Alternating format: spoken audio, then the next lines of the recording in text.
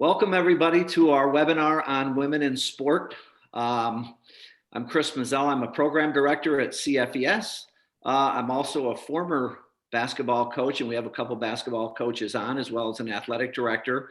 We're very fortunate to have the athletic director from Castleton, Deanna Tyson, the women's basketball coach from Potsdam State, Brittany Cohen, and the women's basketball coach from Brockport State, and Corinne Jones. If schools are being able to log in, if you want to put in the group chat where you're from, and if we get to a point, especially if we want to talk about leadership and recruiting and whatnot, you want to put questions into the chat, that would be great. I do understand, as a reschedule due to the storm that we had, there may not be some schools who wanted to get in that can get in, that couldn't get in, but we will also have a recording to share with everybody. So, I'd like to start out and have each of our guests introduce themselves, talk about their pathway. What was it like, to go through high school, college, and, to put you on the pathway to stay in athletics, because obviously you had to have a passion of sport to be able to do these very difficult jobs. Deanna, I'm going to start with you. Can you introduce yourself a little bit and talk about your pathway, please? Sure. My name is Deanna Tyson. I'm the Associate Dean for Athletics and Recreation here at Castleton University in Vermont. Been here for 22 years. We are a Division III program. My path started out, I think I wanted to be a physical education teacher since I was in probably middle school. Went through high school playing 3 different sports all seasons. Went to college. I was a health and physical education major. I played Division I field hockey for 4 years and Division II lacrosse for 4 years as well.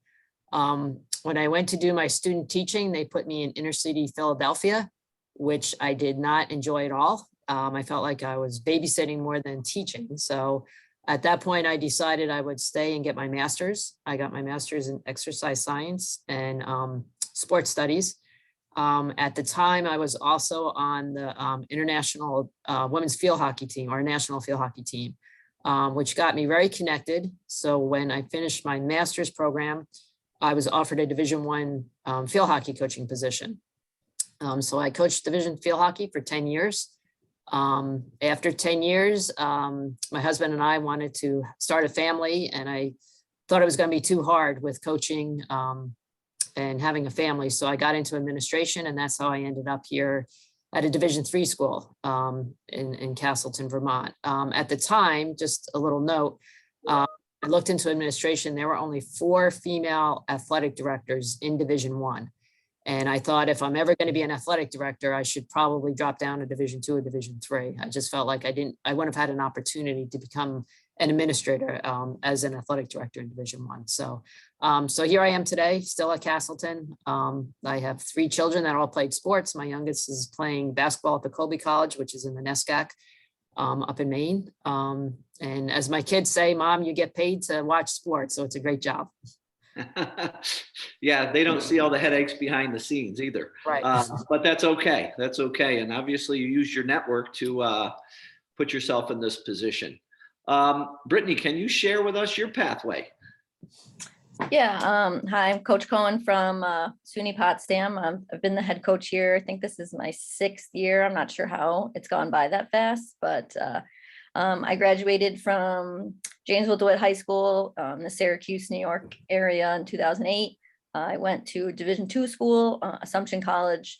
Didn't like it, transferred, went to a local community college, Onondaga Community College. We actually had a pretty good year. We went to the national championship game for JUCO. We lost, but I like to not recall that. So I'll pretend like we didn't lose. And then I ended up at SUNY Cortland, which is another team in the conference I currently coach in. At Cortland, I was able to graduate with an exercise science degree. And then I went on to get my master's in sports management and athletic administration. Coaching wise, I've bounced around a bit. Right after graduation, I was a grad assistant at Lemoyne. I then went and did a year with the Dallas Mavericks in the NBA. I was in their player development department, which was awesome. I was the only female, so it was interesting when there was a packed gym and there's about 50 people in there, and I'm like the only woman. That's pretty cool. It's kind of intimidating at first, but it was one really, really great year. I learned a lot. And after that, I got this job at SUNY Potsdam, which was cool because my grandfather was a coach here, assistant coach for the men's team here for about 42 years before he passed away. So it was really nice to kind of get back to come home. Awesome. Yeah, that must have been an intimidating experience with the Dallas Mavericks. I'm sure we'll hear a little bit more about that. Little side note for our students. I actually was a graduate assistant. I played at Potsdam, and I actually coached with Brittany's grandpa. Wonderful man. So, Corinne, tell us about your pathway. Yes. Hi, everyone. Coach Corinne Jones. I'm the head women's basketball coach at SUNY Brockport. I'm originally from Massachusetts. I grew up in Canton and played basketball there. I was a swimmer as well. I played lots of soccer before I got to high school as well. And then in the spring, AAU wasn't enough, so I decided to throw the shot put as well. So did all sorts of things in high school. I was really active too in our student government. I was fortunate enough to be voted class president, so I still go back and run all my reunions. I did a ton in high school. I soaked it up. Some might say I spread myself thin, but I think I just did as much as I could.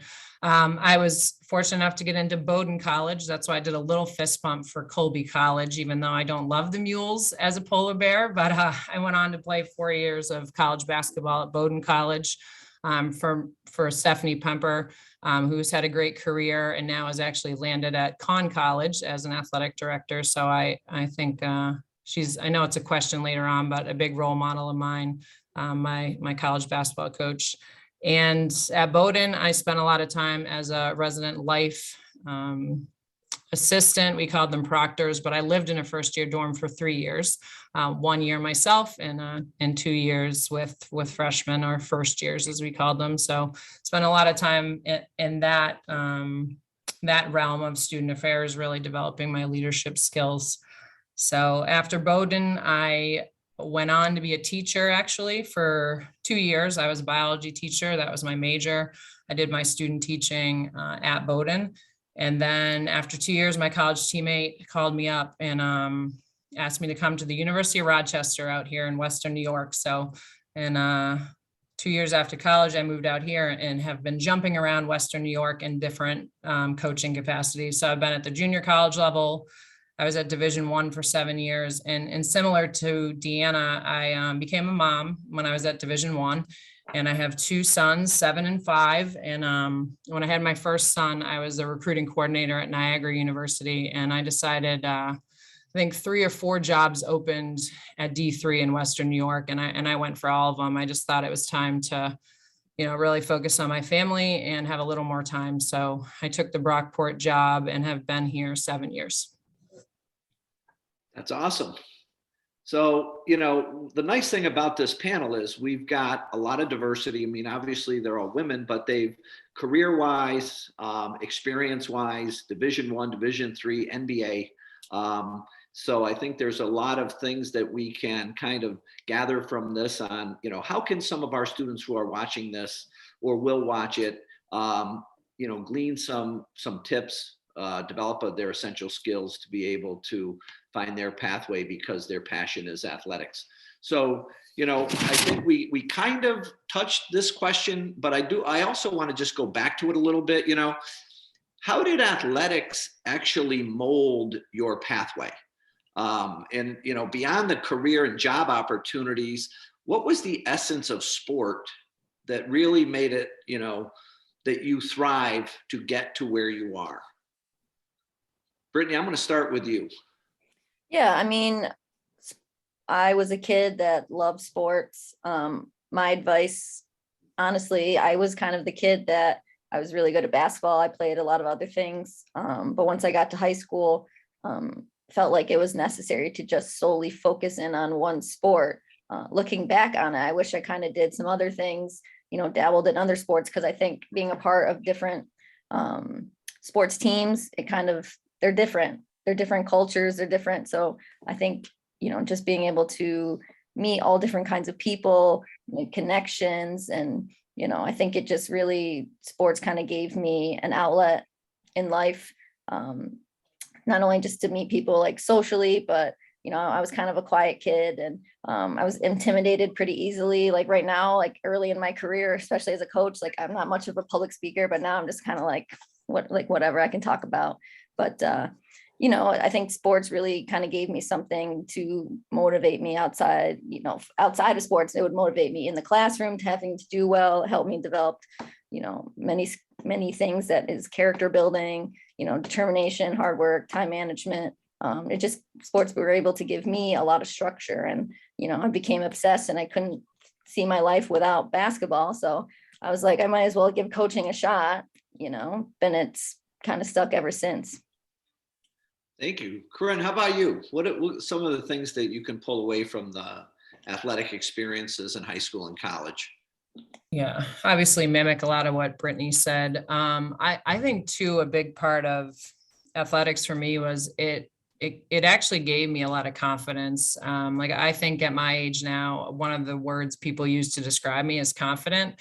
And I don't know that I would have had as much as I do if I wasn't an athlete. So, we have a space to be strong, to sweat, to bleed a little bit, to put your like whole soul into something. And a lot of times you do reap the benefits, you do reap the results, you do get the wins, whether you have the playing time or not. And I think that's the other thing I learned too, was it takes so many different roles to make a team and to be successful. And I did have the opportunity at Bowdoin to go to 3 straight NCAA tournaments. And, we had such a team, we had scorers, we had rebounders, we had great bench energy, we had leaders, and we all really were humble in what we did. So the power of, doing what you do and seeing how that can help someone in something bigger than you be successful. Yeah, absolutely. Every season is a new chapter. You learn something new, no doubt. Deanna, how about you? You played at a high level. I'm sorry, what? You played 2 sports at a very high level. I did, yes. So I grew up with 3 older brothers, and being competitive was just something that I grew up with. Back in the early 80s, we didn't have women's sports as many teams. I enjoyed soccer. I played on our men's high school soccer team up until my junior year, where I made varsity, and the principal told me I couldn't play varsity men's. I could play JV, but I wasn't allowed to play varsity. So they said, you have to play another sport. And I said, what am I going to play? And field hockey was it. And I did not want to wear a kilt. So I played goalie my freshman year, or my first year. And then I had success very quickly after that. As I said, I made the national team and played Division I, playing, like Courtney said, it's just, you gain confidence very quickly. I was on a very good team, played to be in the Final Four, both my junior and senior year. And I look back now, and it's just, at the time, I don't think I realized how successful we were until you look back, and then you're like, wow, that was really amazing what we did. So, I think just for me, it was the competitiveness of getting into sport, and then being good at it gave me confidence, like they said. So. Yeah, absolutely. I mean, I think most people who can sustain an athletic career definitely are going to build a lot of skills. Obviously, the ability to communicate, teamwork, but confidence is one of the big ones. And then, that's where the perseverance ties in. You have to overcome certain obstacles. You got to have knockdowns. You got to have setbacks. You got to have losses. You got to lose your starting spot to keep moving forward, so you can build that confidence in those life skills. One of the things that has evolved in women's sports, started with Title IX, but obviously, an athletic director saying, yeah, you can't play varsity as a 9th grader. I remember the first principal I ever had, she played 6 women basketball, 3 defenders and 3 offensive players, and they never crossed midcourt, which blew my mind away. And it has completely evolved, from that time, but there are still ongoing challenges and obstacles that you all must face as women in athletics, regardless of Title IX. You know, share with us, you know, you don't have to get into nitty gritty or personal things about the obstacles, but how do you overcome it? How can our young women watching this learn some things about when you hit a barrier, how you're going to get over it, and how are you going to navigate this pathway? Because, you know, if people don't realize that, you know, this is going to happen, particularly to young women, they're being naive. So, Corinne, let's start with you. Yeah, So there's, what kind of- there, oh, well, go go ahead. ahead. I just want to, so what kind of obstacles and challenges did you have to overcome to make you successful in athletics? I think the one I'm sort of living right now is probably the one I can talk through. It's definitely being one of the only full-time women head coaches at the institution I work at, which seems archaic to me, but it's still happening. So I'm in a hallway right now, and I'm the one female. And there are just things that I talk about that these my male counterparts just don't understand. It's different when you're a female in charge. Like, it's just, I don't even know if I can put my finger on it, but you know, like, we're supposed to be nurturing and this and that. So when I'm direct and I'm too aggressive and all these things, well, what someone might say about me is I'm acting like a man. Well, no, I'm just a strong female. I'm just direct. I am aggressive. I am confident. But to society, that's a male trait. So, you know, I fight that every day, just walking around. Like, I put my shoulders back. I know what I want. I'm a smart person. You know, I have 2 college degrees, but I'm me. I'm not, you know, but I have to fight that daily. The other thing I've fought recently is being a mom, being pregnant, having to walk through parking lots, you know, like not being able to park close to the building, having to be, I'm just going to be quite honest here. Like, when I'm feeding my child, I don't have a spot to do that. Like, I don't have a room to feed my child, in my athletic department. I have to lock a general bathroom to, you know, to basically feed my child. So, you know, advocating for just basic mom needs. I didn't have leave time in the SUNY system. I couldn't go on maternity leave without being disabled. So now I'm trying to have a baby and I'm being called disabled. So those are a couple of mine. So, I mean, really, I think the advice you would give to young women is to, Yeah. you know, these are some of the things you're going to face, but you need to learn to advocate for yourself. Yes. You know, you really need to learn to communicate effectively, advocate that, you know, this is my standing compared to the rest of the people in our athletic department, and I need to have, you know, how do they advocate and have just treatment. Yes. Yeah, it's definitely challenging, you know. Brittany, how about your pathway? You navigated some challenges. You had that experience with the Dallas Mavericks for a year. What are some of the obstacles you overcame? Yeah, obviously I can't relate to the mom portion yet, but I'm sure I can't wait for that.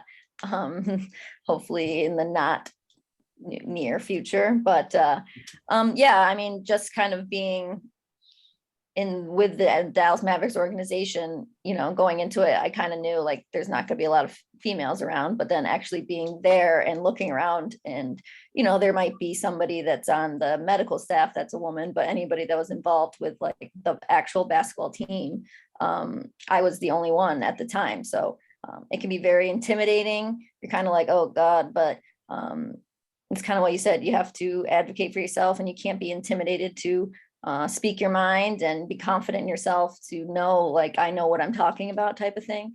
I can't tell you how many times I've had a conversation with either like an AAU coach or like a parent, and they're talking about something or something, and then they're trying to like explain it to me, like as a basketball coach, like they know more than I do, or you know, I'll have like some random AAU coach being like, oh, I've been coaching for like X amount of years, and you know, so and so is really, really good, and they're good at this, and you should try this. And I'm just like, all right, okay, you know, like, yeah, let me take your advice. But I think that's huge. One thing I think is another kind of a challenge that I think the whole kind of sports world needs to get used to, which is great. Like, you know, women coaching men, and I think kind of representation matters. You know, like whether it's Becky Hammon coaching up in the NBA, but even like administrative wise, you know, there's not a ton of, I'm sure Deanna talked about this before, there's not a ton of female athletic directors, especially at the higher upper levels. So that kind of needs to get better. And I'm one of 3 women in my athletic department. So there's only, out of all the female sports, only 3 are coached by women, which is not great. You know, we want, I don't know, you know, you want somebody that, to me as a player, I think that was important to me, you know, to have somebody you can like relate to. And don't get me wrong, our coaches are great here, but it's just nice to kind of see women getting that fair shot, which is sad that we're kind of in 2022 and we still have to kind of keep going through barriers and still keep fighting and advocating for ourselves, like Corinne said. So Brittany, let me ask you this, just kind of going off on a tangent so the kids understand this. You were in the player development program with the Dallas Mavericks. Every player you work with was making about $1 million a year or way beyond $1 million a year. Yes, they were. Now you're about what, 5'6"? Yeah. Okay. So you don't have a stature like these NBA people who are, you know, monstrosity. What kind of skills did you use, you know, to get some of these players when you're doing workouts, to really commit and to put it all in, you know, because there had to be a perception at some point, you know, here's a Division III player trying to tell me how to develop my ball skills. Right. And I think, yeah, you just kind of have to, one, not be intimidated. Again, you know, be confident in your ability to know what you're talking about. You know, and we had a head of the player development department who's telling us like how we are to do workouts and stuff like that. And I think it first starts at the top with just the organization in general. You know, they were really great and accepting and open and welcoming to me. I never had an issue with any of the guys. They were all great. They would rather kind of work out with me than some of the other interns because they knew I was a player and they knew I had collegiate success. It doesn't hurt that the head coach was in your dad's wedding. So that helps also. So if they want to keep, I was going to leave that one out, but that's okay. They want to keep their playing time, they know not to be disrespectful. But no, again, it was a, you know, first class organization and everybody there just wants to be, you know, successful. And if it doesn't matter who's passing them the ball in a workout or who's, you know, telling them what workouts we're doing today. Everybody just wants to get better so the team can get better. So it was very welcoming. It was intimidating probably day one, but it's kind of like Corinne said, the confidence that you build while you're there.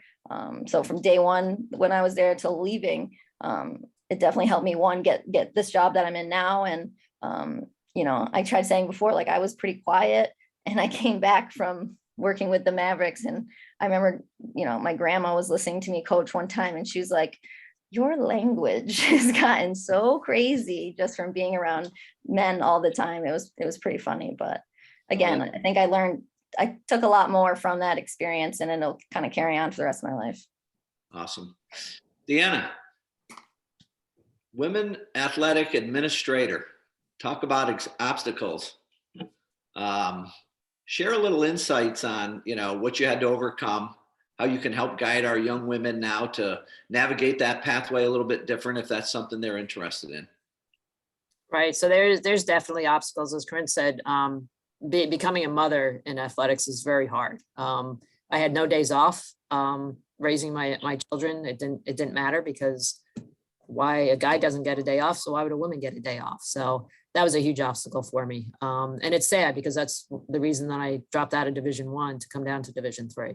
So the obstacles I came across going into administration when I first came up to Vermont, the conference that we were in, I was the only female administrator in our conference. So meeting with all the other athletic directors, I was the only female.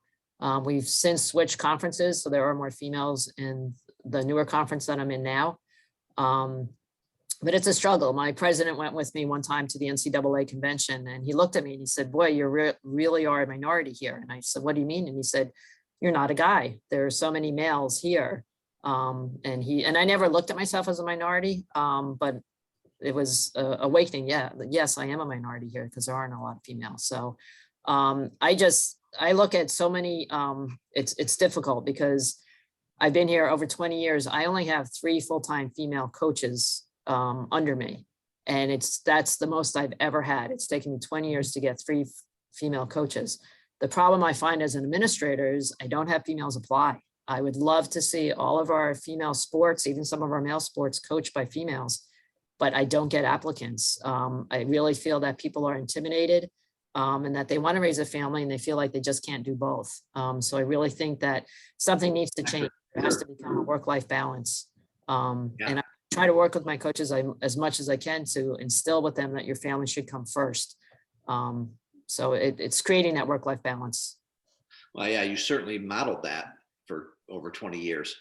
We actually have a question on this topic. This is from Aaron Daniels, and I guess any of the panelists could, talk about this. Corinne and Deanna have an experience at Division I, but do you feel that Division I athletics have greater supports for women in leadership than Division II or III? She goes on to say, I know all but 2 SEC women basketball coaches are women. How do you anticipate other levels moving in that direction? Anybody can take that, but I don't mind jumping on it first. So it's funny because when I went Division III as a mom, a mentor of mine that had some success at Division I, she was actually in the WNBA a little bit, Linda Hill McDonald, she was at Fredonia. I know Brittany knows her. Linda said to me, why D3, Corinne? And I said, man, I'm going to have more balance. She said, you're going to have less help. And I'm like, wait a second, you're right. At D1, you have 3 assistant coaches and a director of ops, if you're funded right in the basketball world. So, honestly, to be a mom at Division I, when you have 3 assistants, when you have a jet plane to fly you recruiting, I think, yes, that they do have more support. They have more money. Like right now, we only recruit in New York because it's a huge state and state tuition is so cheap. I mean, I do have an Ohio player on our team, but we're solely recruiting in our state. So I really only have to go 6 hours. But when you're at, Tennessee, I know Kelly has children. She can get on a jet plane and fly to watch her recruit and fly home, be home the same night. She might catch her kids before they go to bed. But if I go, 2 hours to Syracuse, I'm still missing my kids going to bed. So I do think they get more support. There's more money and they can do a little bit more when they hire women. And I think contractually and maybe Deanna can talk to this a little bit, but in the contracts, I think there are things written in, especially for moms, like maternity leaves and money and things like that, that we don't have at our level.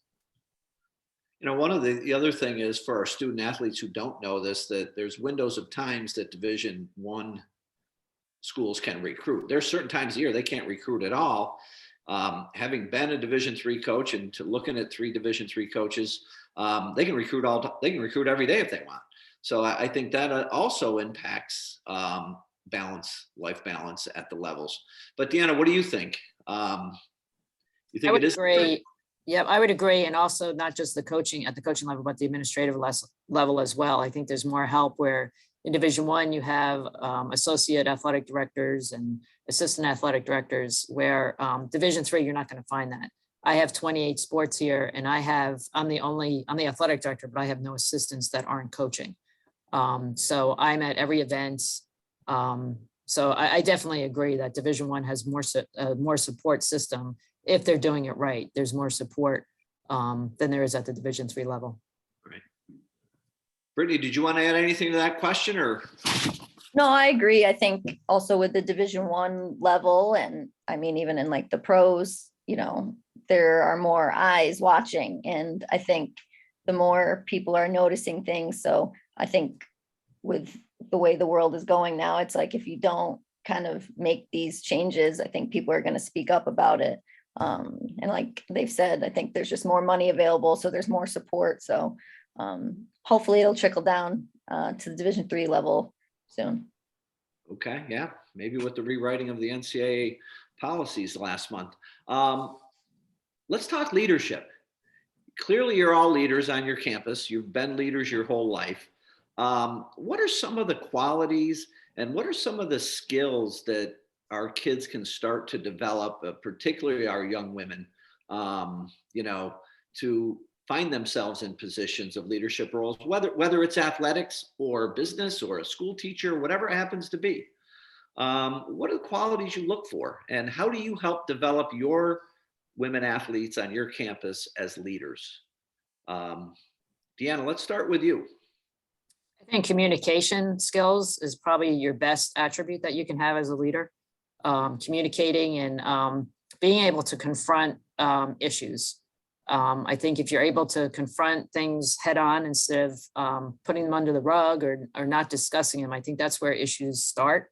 So as a leader, if you can communicate and discuss things openly, I think that's a huge attribute to have as a leader. Okay.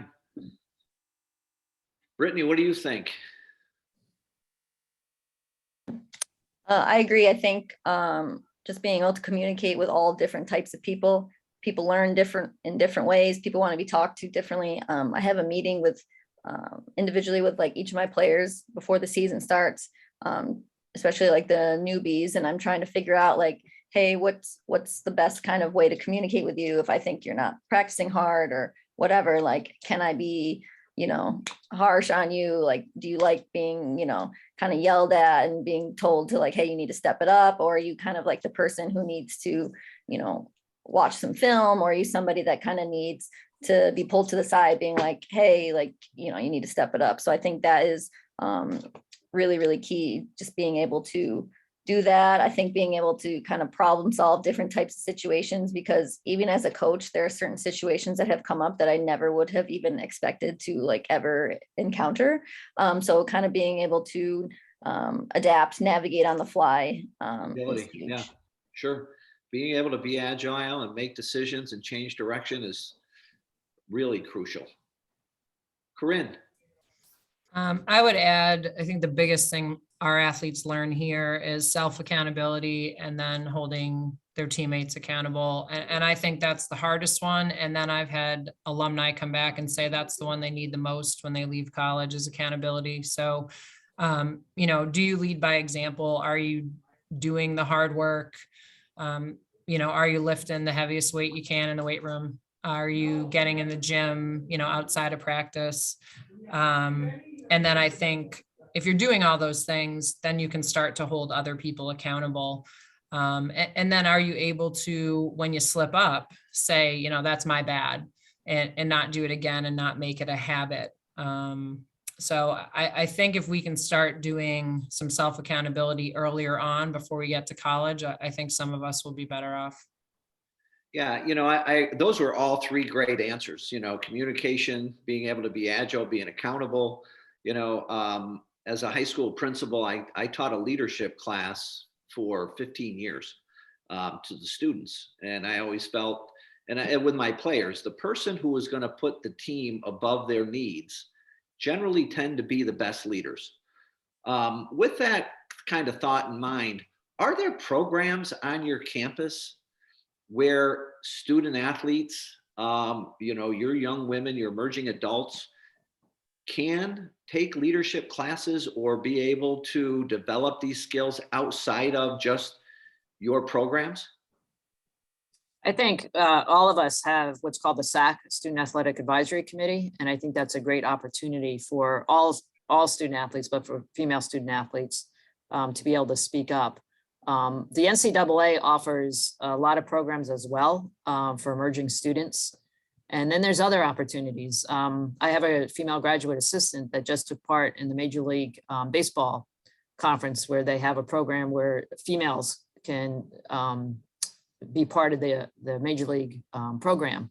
So I think there's a lot of opportunities. It's just finding those opportunities and making them available for students. Okay. Well, that's good for our student athletes to know. you know, when they leave high school. Now, I'm assuming on SAC, you have to be a college athlete, but for other students, maybe if they want to study sports medicine or they want to be a student assistant as a team manager, do they get to participate in all those leadership opportunities? If a student, I know at our school, our institution, if they want to, they can join the SAC. They don't necessarily have to be a student athlete. I don't know if that's how it is at every institution. You know, because there are a lot of students who love sports that just don't have the ability to play at the next level, but they want a niche, you know, they want to still be connected to that. So that's good for them to know. So who was, you know, one of the things we do at CFES Brilliant Pathways, we really focus on mentoring. You know, and I kind of mentioned earlier, you know, I know Brittany's grandfather coached with him. The coach that we worked with was Jerry Welsh. She was one of my mentors for 6 years at Potsdam. You know, who was a significant mentor in your life that, you know, helped support you as a female athlete and a person? Corinne, you want to start? Yeah, I mean, I briefly mentioned my college head coach, Stephanie Pemper. So I would just say, you know, she's a big role model of mine. Just, you know, she recruited me to Bowdoin. I played for her for 4 years. I still keep in touch with her to this day. She was at my wedding. You know, I was a captain for her for 2 years. So I spent a lot of time in her office too. I learned a lot about being fair to athletes. Kind of like Brittany referenced, you know, everyone needs something different to learn, right? Like I can get after some, I have to put my arm around others, you know, and she let me ask her why a lot.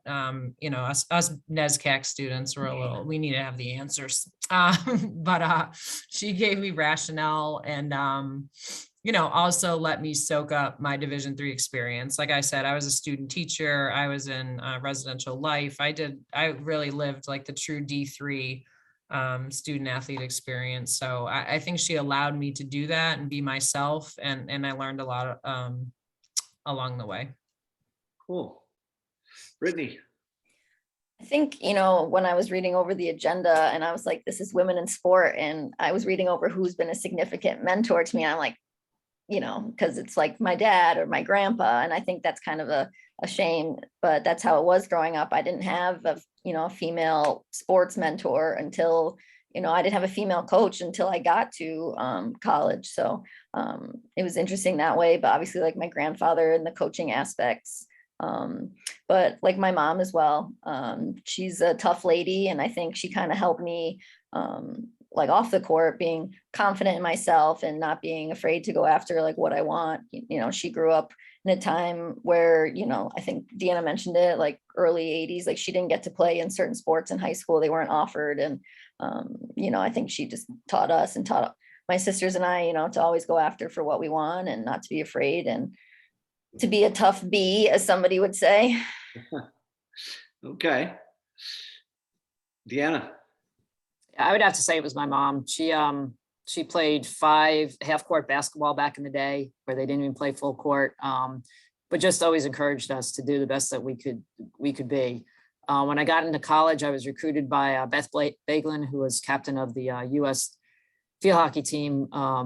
She was from northern New Jersey, where I grew up, and she kind of inspired me. I thought, wow, if she grew up where I did and she got as successful, was a success, that I could probably do the same thing. So I would just wanted to follow in her footsteps. So again, a coach that I had in college that recruited me, I thought was a great role model for me. Okay.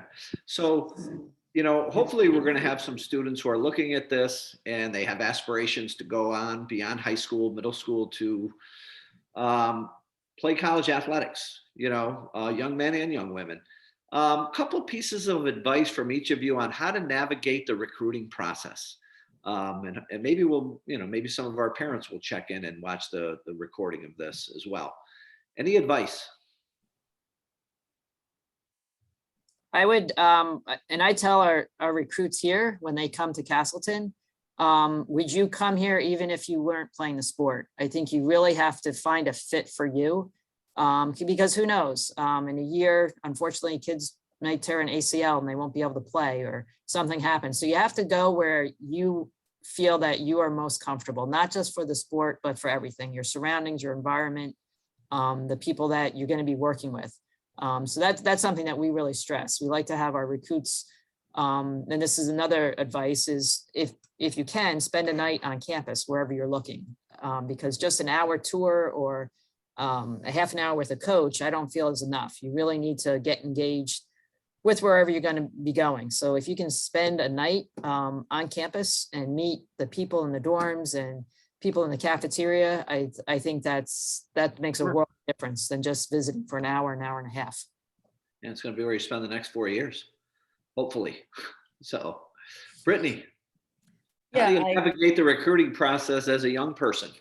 Yeah, I agree. I think it's super important, not only to obviously like the school, but it's super important to meet, if you're going to be on a sports team, meet the girls that are on the team.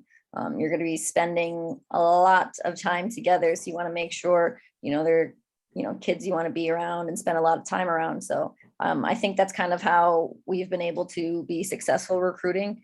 We just have a great group of girls. So usually when a recruit comes to visit, they really enjoy their time, and that's kind of how they sell the school. I was like, they don't have to hear from me. They want to hear from the players what I'm like, because I can say all these good things, but am I really meaning it? So also I would say, as coaches, we can't get to every single event. We can't see every high school game or every AAU tournament. I mean, now things are online, so it's getting a little easier, but I think you got to advocate for yourself. If there's a school you really like, don't be afraid to reach out to coaches, get some highlight film and tape together. I don't know if you call it tape anymore. It's just YouTube, get some clips together. But yeah, don't be afraid to reach out to coaches, because it's not like, for the most part, you're not being contacted because we don't think you're good enough or anything, but sometimes you're not getting enough exposure. So don't be afraid to reach out. Yeah, that's great advice. And so many of our schools are rural schools. We have plenty of schools where kids can easily get to AAU tournaments and those kind of things. And there's a lot of kids who just can't, but they have the ability and the grades to do it. Corinne. Yeah, I had a couple things. I'm a big phone call person. Like, I'll call your high school coach or AAU coach, or sometimes the high school, or I'll know someone in the area. So my advice is, your true character showing when you don't think anyone's watching. So I'm going to make those calls. And if I trust someone in your area and they tell me you don't work, you don't get in the gym, or, you skip class, or you don't go to school one day and still try to play in the game, or, your family vacations and you miss 5 games, well, I'm probably not going to recruit you. So I think really paying attention to the moves you're making when, you don't think anyone's watching is important. And then the second thing I'll say is be prepared. We are at a place at SUNY Brockport where we ask our recruits questions on their visits. Like, why do you play? Why Brockport? Like, why did you get in the car and drive here? And if they don't have answers for me, I'm like, well, did you put any thought into coming here? So yeah, just be prepared. And then be prepared to ask me a question or two.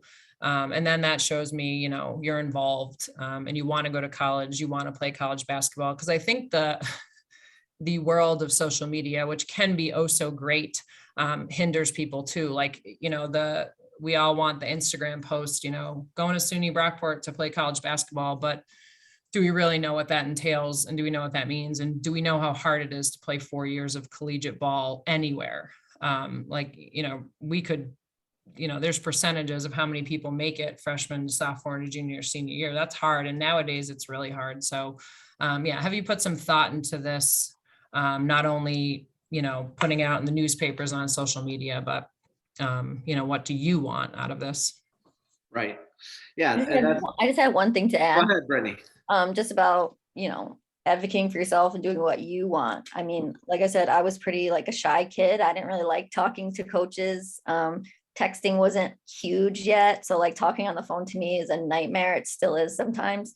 But like my emails from coaches, they went to like my dad, you know what I mean? So like recruiting visits were set up by my dad, or, he was just like, we're going here today, we're going to go here. So it's never like I didn't put in enough effort to see like where I would want to go. And, you know, I ended up going to a school. I was fortunate enough to get a full scholarship, but I ended up going there and taking it because, you know, my parents thought it was a good idea. And then I ended up transferring because I hated it and I was miserable. So Right. definitely advocate for yourself. And then make sure you do what you want to do. Okay, that's great advice as well. So I have one quick question. And I know we're pushing our time limit here because we try to keep it around 45 minutes. One word of advice for our students: how to develop a network. You know, how, like what you kind of just said, Brittany. You know, mom and dad kind of did a lot. How can they start to develop skills to strengthen a network so they can advocate for themselves? I think something I did like coaching wise, I worked a lot of basketball camps. That kind of helped me a little bit, kind of meet more people, more coaches and everything like that, especially when I started. And, you know, we have an NCAA convention every year that, you know, I like to attend more. I like going when it's more in warm weather, not in like Minneapolis, I think. Is it Minnesota this year? Yeah. So I like doing that instead, but definitely just kind of, it's weird. You have to put yourself out of your comfort zone, but you know, it's worth it. Yeah, I'm actually going to be in New Orleans instead of Minneapolis, so I'll think of you Sounds later. sunny. Sounds sunny. I would add to that too. You know, I know handwritten notes are real old school, but if you meet someone, even if you just shook their hand, like maybe a quick follow up on a handwritten note, and maybe even an email, honestly, but, you know, kind of just saying something you enjoyed about meeting them, some sort of follow up, I think is important and can make you stand out in the world. Deanna? Yeah, I definitely, that's a great one with the handwritten notes. It's, you have to get connected, and every opportunity that you have to introduce yourself to somebody, take it, because you never know down the road where you're going to be going, that you may know somebody at that school or at that job, or just get connected. Networking is just huge. I can't say enough about that. Okay, I don't want to keep you, but if anybody wants to take this one, we do have a question. Came in. Division I men's salaries average about $270,000, where women earn $100,000. How can that change? Well, College presidents. I mean, that's college presidents. I mean, that's the only way that's going to change. who is the WNBA player that just signed the max contract for $289,000? Didn't that just happen this week? A max contract in the WNBA. Breanna Stewart? No. But I think it's you're Was right. it- Yeah. I think it's just- Stewart. It's an There's ongoing.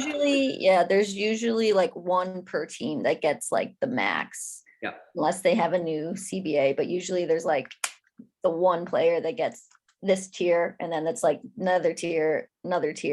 So, but again, it's like what Deanna said, it's gonna come from the top. And more exposure for women's sports, to get more, you know, companies and donors and all that jazz. Yeah, it comes. Right. Well, girls, get out there and play and make it happen in the next, 10 or 15 years. All of our students who are viewing, be the next champions and leaders of women's athletics. And for our three panelists, you certainly are leaders, winners, and champions of women athletics. And I truly appreciate so much for you taking the time out of your busy day. I know, we have two coaches who have games tomorrow to get ready for, and you probably have some contests at Castleton tonight, Deanna. But thanks again, and we wish you the best of luck. Thank you for having us. Thank All you right. so Thank much. Thanks, Fred. All right. Bye-bye.